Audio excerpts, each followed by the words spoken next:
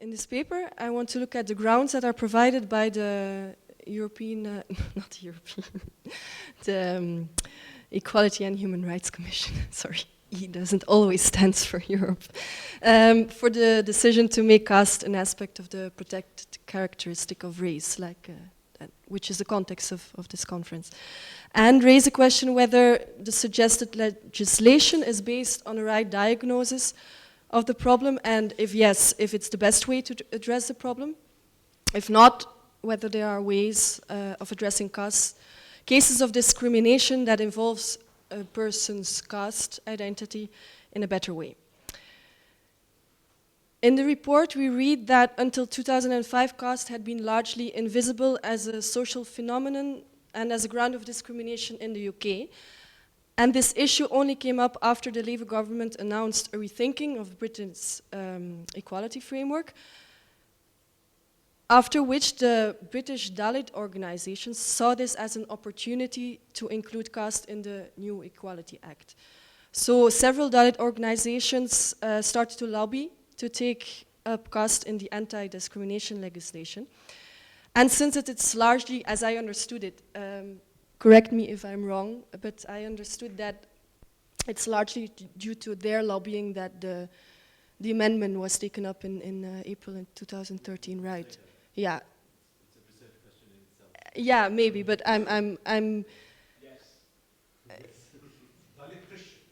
Yeah, so because of that, I think it's worth looking at how they present the issue of caste system, because as far as I understood, it's to a large extent the basis of why legislation is thought to be needed. So I'll just briefly mention some of the aspects that they think of how, briefly present how they see the caste system. It's a system, this is a description I have from the Dalit Solidarity Network website, which is one of these organizations. They see it as a discriminatory form of social and economic governance that is based on principles and customary rules. The caste system in the UK, they say, involves the division of people into social groups, the assignment of basic rights among various castes is unequal and hierarchical. It's determined by birth and fixed and hereditary. Thanks. Those who fall outside the caste system are considered lesser human beings, impure and polluting. They are called so-called untouchables. These untouchables are often forcibly assigned the most dirty, menial and hazardous jobs, such as cleaning human waste. The exclusion of caste-affected communities and the inherent structural inequality in these social relationships lead to high levels of poverty among the affected population groups and to exclusion from or reduced benefits from development processes, and generally precludes their involvement in decision-making and meaningful participation in public and civil life. So that's quite something. According to them, this system exists outside of India as well. And traditionally, they say, it is rooted in the Hindu caste system, supported by philosophical elements. The caste system constructs the moral, social, and legal foundations of Hindu society. That's what they say. Now, this matches, in fact, largely the standard account of the caste system that one also can find in introductions to Indian culture. Even to travel guides like Lonely Planet, you will find more or less this account. And it's also the basis for the anti-caste legislation and reservation policies that exist in India. Now, I have also learned a little bit out of the discussions that have gone on in the House of Lords, from the things that Prakash has sent us. And you see there that this account is also accepted as the basis for the discussions. And they even emphasize another aspect of the standard account of the caste system, namely the racial difference between the high and low castes, higher and lower castes, which Professor Fuller has also referred to. I will just quote one remark of Lord Singh of Wimbledon. Caste has a very precise meaning attached to practices associated with the Hindu faith. It has its origin in the desire of the Aryan conquerors of the subcontinent in pre-Vedic times to establish a hierarchy of importance, with priests at the top, followed by warriors, those engaged in commerce, and then those engaged in more menial tasks. The conquered indigenous people were considered lower than the lowest caste. Accident of birth alone determined a person's caste. Sadly, thousands of years later, and despite legislation by the Indian government, which has been referred to, I suppose, in the discussion, this hierarchy of importance still lingers on. There are other lords that second this account, Baroness Flather, for instance, and she also highlights the origin of the system in Hinduism. Now, if we look at these depictions, we see that what the Dalit organization and the House of Lords denounce is not just the occurrence of discrimination on the basis of a caste identity, but they denounce a systematic discrimination and socio-economic exclusion of certain groups in society on the basis of their caste identity. So the systematicity of the discrimination is what they claim and what they want to fight with legislation, not just the occurrence of discrimination.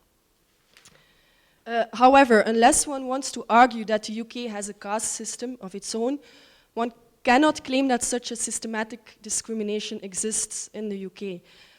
Everyone has the same rights, nobody can be forced to do menial jobs, and at least in those contexts that do not involve fellow Indians, Dalits have the same job opportunities, the same possibilities to be financially well off, and the same chances to be involved in decision making and participation in public and civil life. So when the Dalit organizations or other people speak of systematic discrimination of low castes in the UK, they can only be understood as saying that the caste system in India determines the way Indians in the UK relate to each other. Now, I already mentioned that the UK government initially did not see any anti-caste legislation, any need for it. No signs of caste discrimination were seen, it said. In 2007, Labour government decided against including protection against discrimination on the grounds that there was no strong evidence of such discrimination. Again, in 2009-10, the government was not persuaded about the bill. So then these studies that I want to address now were asked for, extra studies to prove that it actually exists. So I'm referring to the report of the, not the European, Economic and Human, Equality and Human Rights Commission, sorry. So,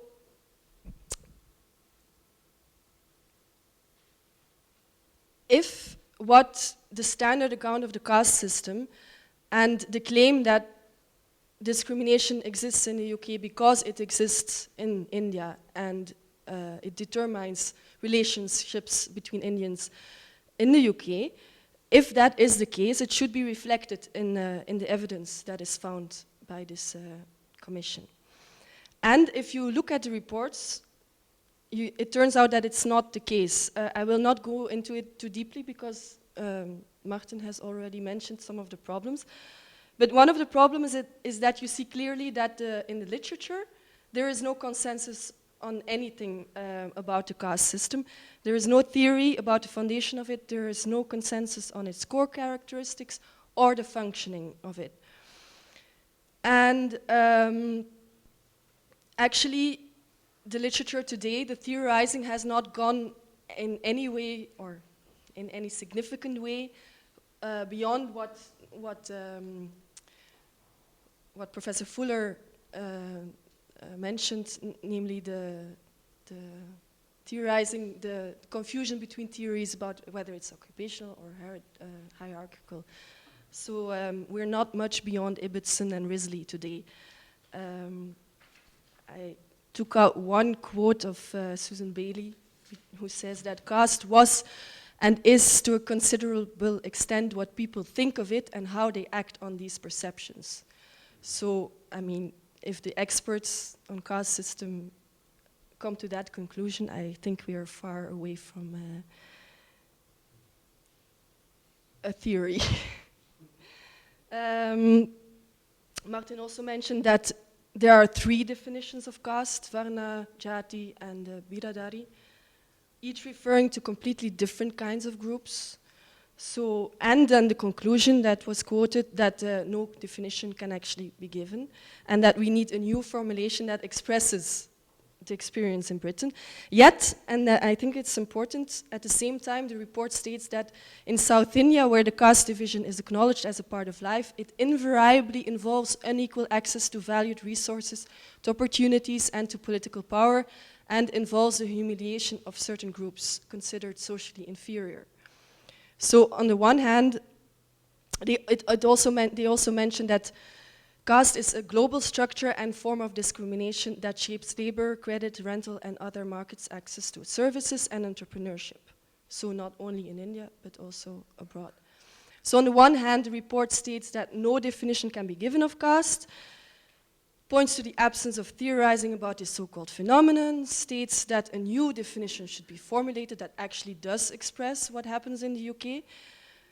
But on the other hand, it accepts the standard notion of the caste system as an immoral system of discrimination and assumes that the system also shapes the interactions between Indians in the UK, outside of India, so in the UK also. I also want to mention that actually so far the only real foundation that has been found for the caste system is Hindu religion, which is confusing because Muslims and Christians and Sikhs are also considered to be part of the caste system.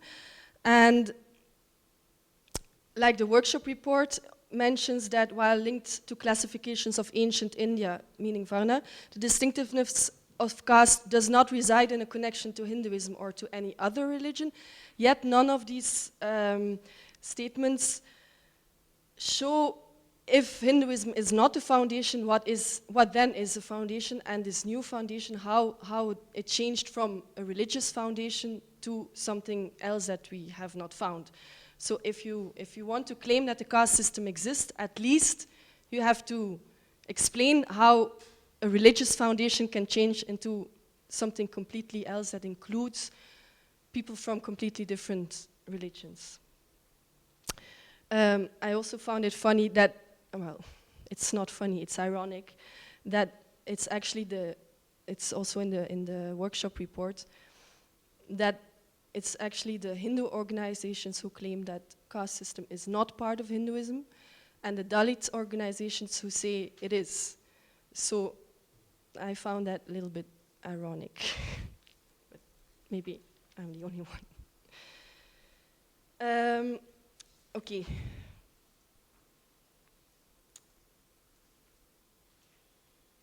So, in other words, the reports of the Equality and Human Rights Commission do not show that interactions between people of Indian origin in the UK are determined by the caste system, as it is claimed to exist in the by the pro-legislation activists.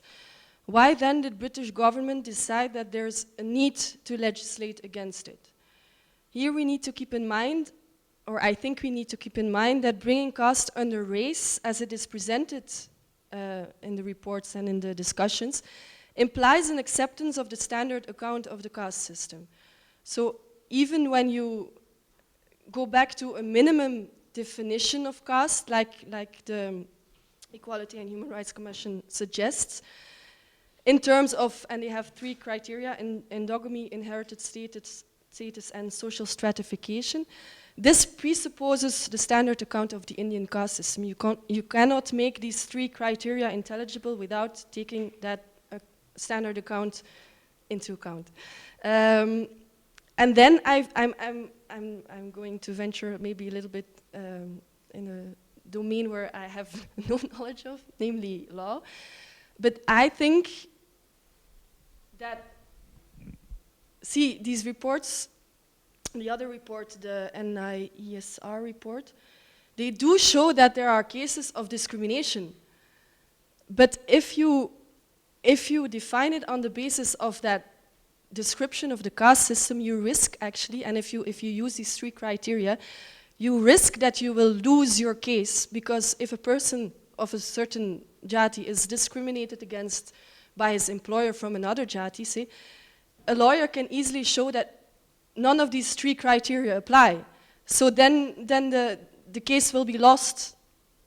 And there is a part that I ask lawyers to correct me if I'm wrong, but I think you risk of actually not being able to act against real cases of discrimination, precisely because of a description of what caste is that has no relation to reality. So therefore, it's very important to see whether this caste system as it is presented, this standard account of it, has any grounds or not. And now I will move to the part of our research, the research program that is developed by Professor Balagangadhara, because in this research program, we claim that the descriptions of the caste system did not emerge from a scientific description of Indian society, but actually reflects the way Europeans experienced this society. And that this experience has been taken as a description, so as a scientific description till today, and it has become part of our common sense, but it is not a description of Indian society, it's what Europeans experienced.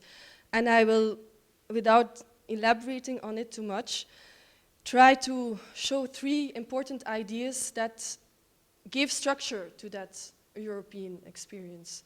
And Martin has also referred to that, but I will just add and hopefully not repeat too much. So first of all, there's the idea of the nation. European Orientalists in the 18th, 17th and 18th century saw India as a nation modeled on the ancient Jews as they occur in the Old Testament Bible of Christians. Like all the other nations of the world, Indians were thought to have their own religion with sacred laws and scriptures, which they found in the Vedas, that were interpreted and imposed on the people by a class of priests who were identified as the Brahmins, and a language of their own, namely Sanskrit. This notion of an Indian or a Hindu people started to emerge in the 17th century and crystallized in the course of the 18th century in the framework of European efforts to map all the people of the world and trace their ancestral links, the links between all the people, to finally bring them back to one of the 3 sons of Noah, Japhet, Ham, or Shem. So this was, I see somebody laughing, I don't know if it's because of this, sorry. No, leave it. This was a real intellectual effort that took centuries. So it's not a joke. That's what I actually want to say. It's not a joke. This was very important for theological reasons, in which I will not go, but it was crucial to show that all the people in the world were linked to one of the 3 sons of Noah. And for this, they had to describe all the people in terms of these characteristics of the nation. A second idea is that Europeans were convinced that the Indians believed they had received their laws from an ancient lawgiver, similar to Moses. And they identified Manu as the Indian lawgiver and the Manusmriti, or the Manavadharma Shastra, as their sacred text of book of laws. This in spite of the fact that almost nobody in India actually knew these texts, or at least not their content, and that they did not at all function as laws. So it's not enough to have a set of descriptions or things that look like rules in a book for it to be the laws on the basis of which a society is structured.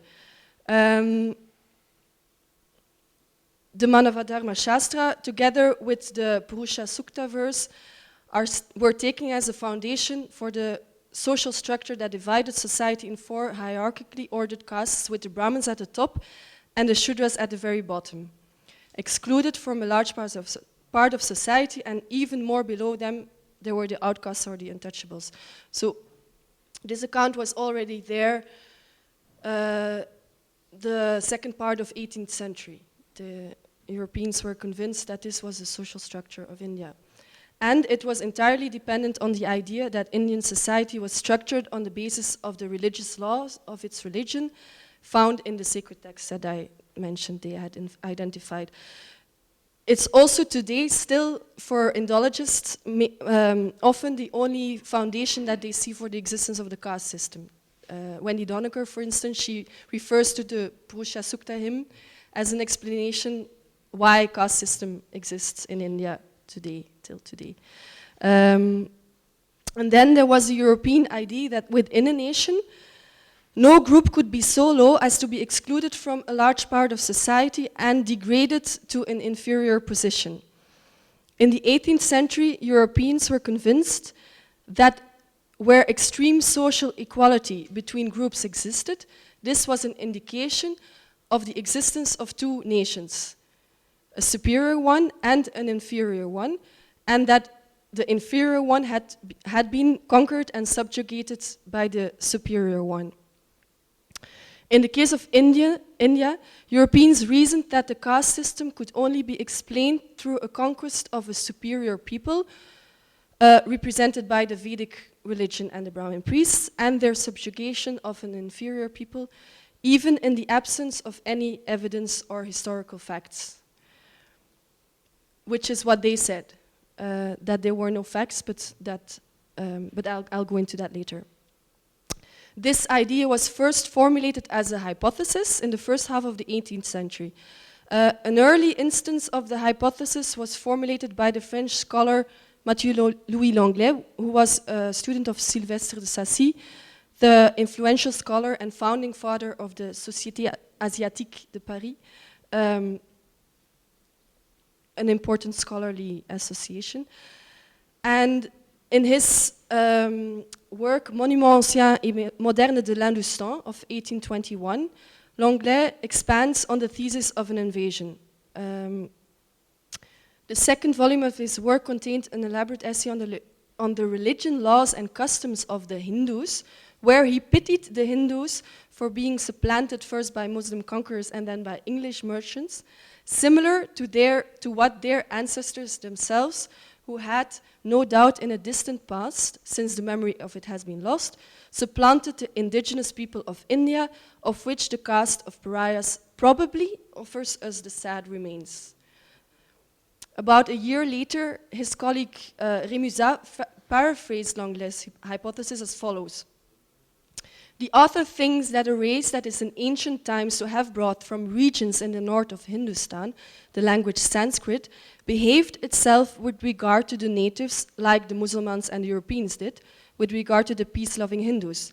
That is to say, that this race retained for itself the advantages the soil and the products of Hindustan offered in large numbers, and that the object of the legislation they imposed on the conquered was to assure themselves forever of these advantages. This is 1822. Rémusat, who is not convinced of the importance of this hypothesis, nevertheless gives the following reason for retaining it in spite of the lack of evidence, which he mentions himself.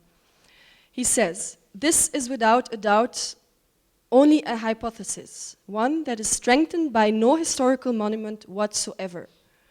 But we have to agree that it offers a high enough degree of probability and that it is difficult to study the system of castes and to investigate the origin of the laws that the 2 first castes attributed to themselves with regard to the last 2 castes, without the idea of a conquest presenting itself to the mind as a way to explain the excessive superiority of the ones and the extreme degradation of the others." Towards the middle of the 19th century, the hypothesis of the Aryan invasion had been accepted by most scholars of Indian religion. Only occasionally did the lack of evidence bring scholars to doubt it. But more interesting than their doubts is the fact that these scholars did not reject the hypothesis. One of those who doubted it was Mount Stuart Elphinstone, the governor of Bombay at that time.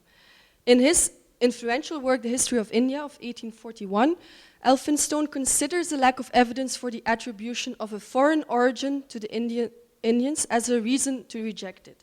Nevertheless, he felt compelled to acknowledge that the idea of an invasion was a very plausible explanation for the existence of the caste system. Based on his readings of the Vedas and the laws of Manu, he observed that the three twice-born classes formed a whole community embraced by the law, while the Shudras were in a servile and degraded condition. He also mentioned, on the basis of Manusmriti, that there were cities governed by Shudra kings in which Brahmins are advised not to reside. He considers that it seems impossible not to conclude from all this that the twice-born men were a conquering people, that the servile class were the subdued aborigines, and that the independent Shudra towns were in such of the small territories into which Hindustan was divided as still retained their independence. From all of this, on the basis of which this conclusion comes, is only his reading of Veda and laws of Manu. So there is no other evidence provided. Soon the existence of a conquering Sanskrit people and a conquered original people of India became accepted as a fact, to such an extent that the question could now be asked who the original inhabitants of India actually were, because they hadn't been found, they were only assumed to exist. In one article on the Kulin Brahmins of Bengal, published in Calcutta Review in 1844, the author, who is anonymous, asks who the original inhabitants of India were. As the author specifies, these aboriginals are the population living in India prior to the invasion of the more civilized immigrants, or the foreign colonists. The latter are characterized by their religion Hinduism and their Sanskrit literature, the Vedas and Puranas, he specifies. Regardless of the fact that nothing is based on any evidence, he finds the most likely candidates for the aborigines he's looking for in the people living in the thickets of hills and mountain fastnesses. Now, how does he identify them? He identifies them on the basis of the fact that they are proper representatives of the people in their pristine condition, as opposed to the more civilized immigrants. A distinction is thus drawn on the basis of the perceived level of civilization, and this civilization is decided on the fact of on the presence of sacred laws and priests. The foreign colonists had a religion and Sanskrit literature. Of the mountain people, no laws, texts, or doctrines are mentioned. He also adds that the mutation of the more civilized immigrants, later after their immigration and conquest, that the mutations this people has undergone are supposed to have been similar to those that occurred among the Saxons and the Normans, who amalgamated with the aboriginal savages. So here we already see that the indigenous population of India was used to explain what they saw as a degeneration of the original pure Vedic religion into Hinduism, because according to them, Hinduism was a degenerated religion. By the middle of the 19th century, the conjecture or hypothesis about the invasion of an Aboriginal people had gradually acquired the status of fact. Thus, Max Müller, one of the most important Indologists of this period, and regarded by some as the father of the Aryan invasion theory, because he was the first to use Aryan as a name for this, what had before been called Sanskrit-speaking people or Vedic people or Hindu people. Now, since Müller, Aryans are used to refer to that people. He suggests that the Rig Veda and Ramayana, Manu, and Mahabharata reveal the whole account of how the Brahminical tribes conquered India step by step and established and spread their rule.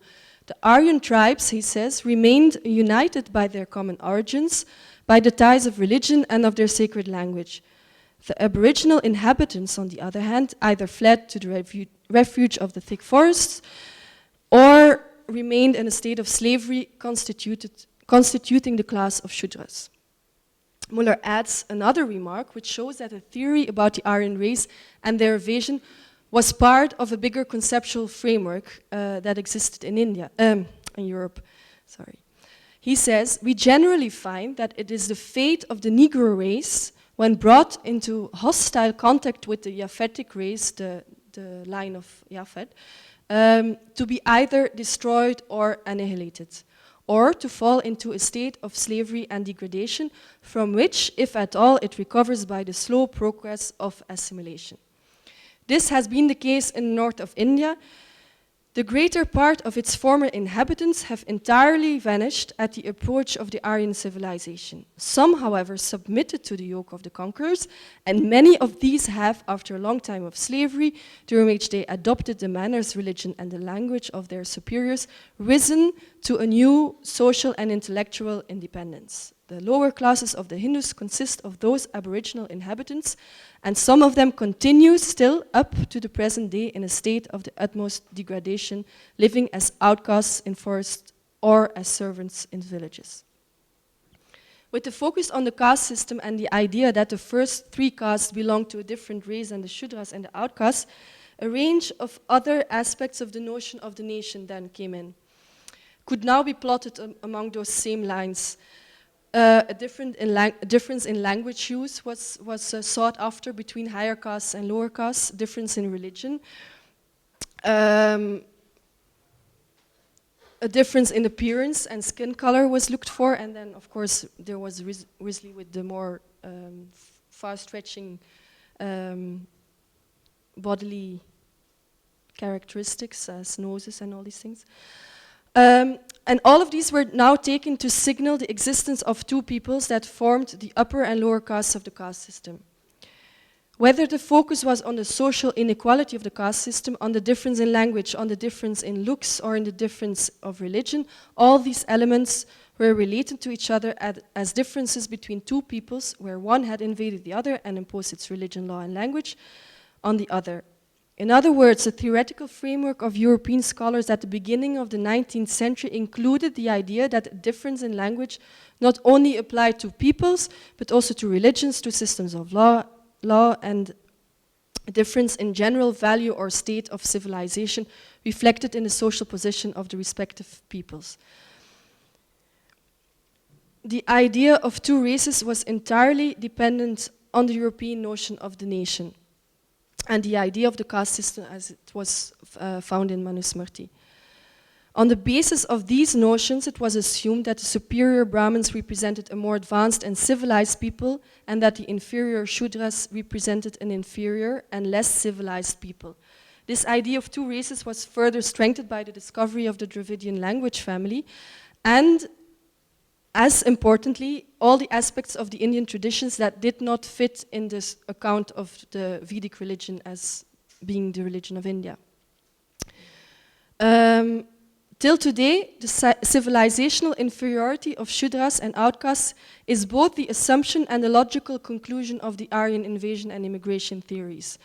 If Dalits claim to be discriminated against due to the caste system, they necessarily have to accept this consequence. So they are actually arguing for their own civilizational inferiority. To the extent that the linguists and archaeologists have tried to give other grounds for the Aryan theories, they have also presupposed the European notion of the nation as characterized by one language and one religion.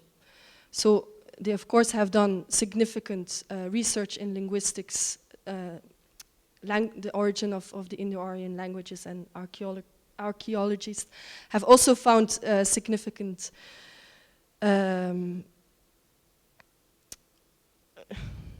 whatever.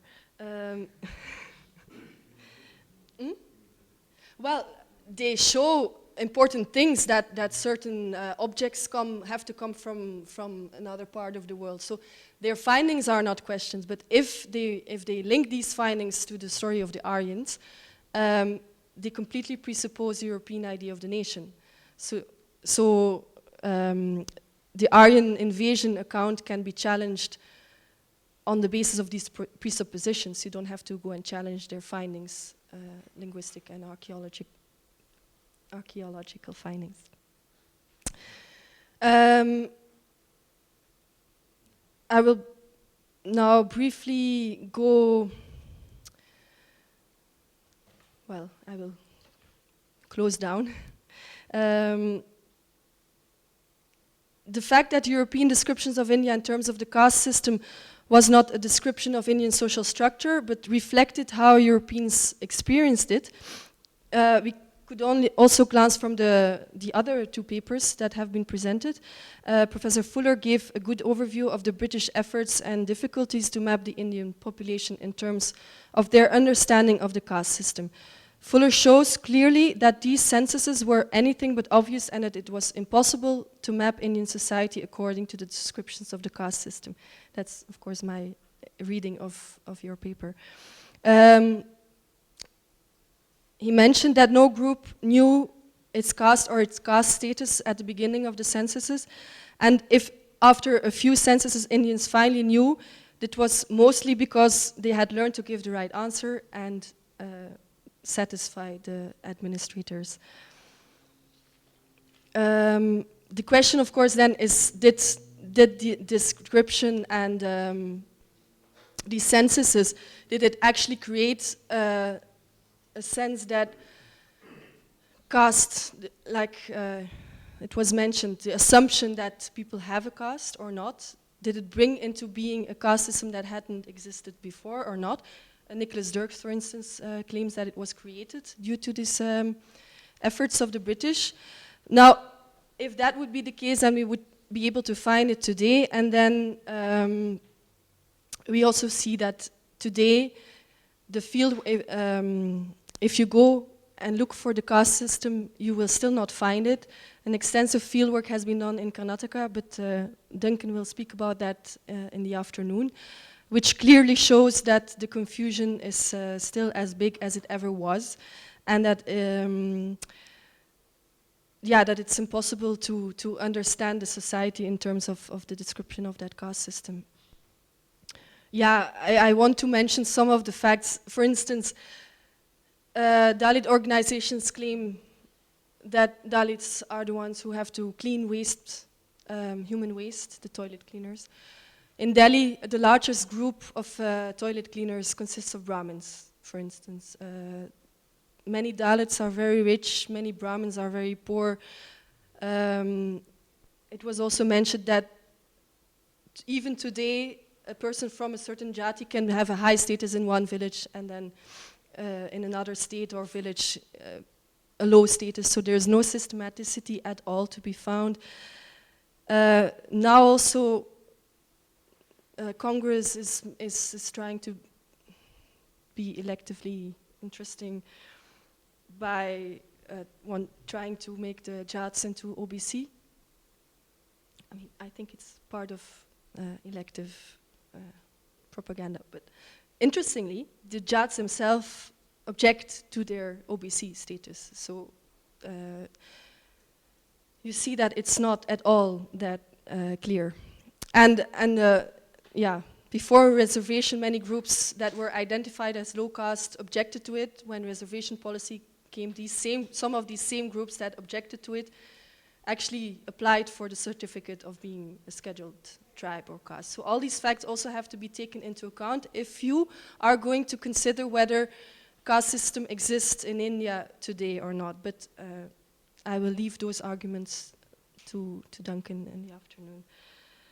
The question then is, if all these things are there, if the theoretical foundation is heavily contested and based on a range of assumptions and reflect the European experience of India, if there's no theory that explains what the caste system is and how it works, in view of all the facts that contradict the standard notion of the caste system and even the disagreement about what caste actually is it reasonable to take this standard account as the basis for legislation? I think it is not, and I even think that taking it as a basis for legislation can have very negative effects. If we accept the standard notion of the caste system as the basis for legislation, this will limit the possibilities of the court to act adequately in cases of actual discrimination on the basis of one's jati or biradari or even varna if it's relevant. And it will be possible to lose a case because the social group does not match with the description of the caste system as it has been specified in the Equality Bill, because it will be taken up, that description will be taken up in the bill necessarily. Another negative effect is that if it is taken up, this standard account, it will have to be taught in schools and universities, certainly in courses of law. You cannot avoid it being taught, so it's again enhanced. And then you will create tensions between people that become aware, so to speak, of a caste identity and status they never had before. So it will actually create tensions that would not be there if a person was not taught about its status. In some cases it will cause shame, in others bullying or even hatred, and yet in others it will just create awkwardness and uncomfortable interactions. And we know this will happen, as this is what happens in India at the moment. Very bad things are happening in India because of the anti-caste legislation. I will not go into that here now, but I just want to end with saying that none of this is necessary, that you don't have to, that it is very possible to legislate against discrimination on the basis of a social group you belong to, that you can easily take up social dissent, even specify it as jati or varna or biradari or other groups. You can take it up in the legislation, in the Equality Bill as protected characteristics, and then act accordingly. And you have to, then you don't need any reference to a hierarchy, any system or any perceived inferiority is required. It is not even necessary to see these groups as part of a same phenomenon, or define what they are other than as social groups. And then education, if education is thought to be needed, could teach about the problems that exist with the standard account of the caste system, and in so doing, reduce the ill effects and the discriminatory effects that are caused by the standard account. And if that works, we could even argue for an implementation, a different approach to caste discrimination in India, and not have all the ill effects and discrimination it has there today in India. Thank you.